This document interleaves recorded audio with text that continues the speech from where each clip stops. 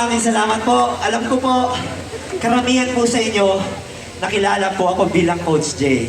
Yay! Ako nga pala si J2X!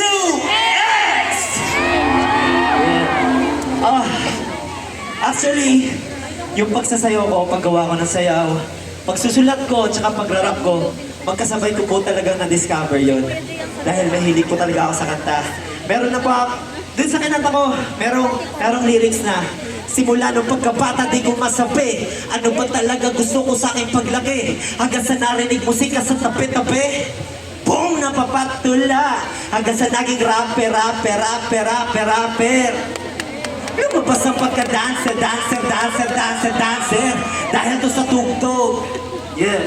So mahilig po talaga ako sa music. Music lover po ako simula nung bata. Kaya maraming salamat. 18, maraming salamat. Dahil sa suporta nyo sa SB19, mas lalo silang na-bless. At dahil sobrang bless sila, nabuo yung 1Z Entertainment. Nagkaroon ako ng tahanan. Opportunity na mag-perform ngayong gabi. Yung 1Z Entertainment, maraming salamat po. Tinuturi ko ang 1Z na pangtasan ng lapis.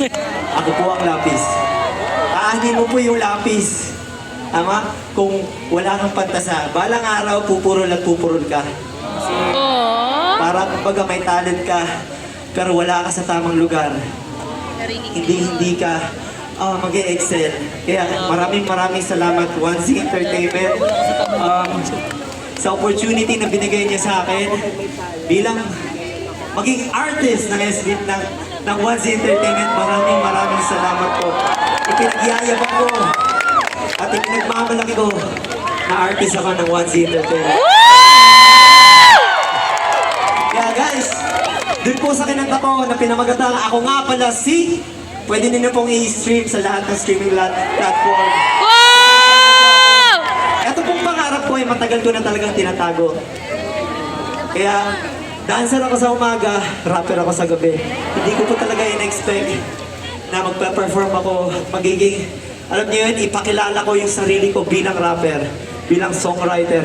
Kaya sa lahat ng nangangarap dyan, huwag kayong magtago sa takot.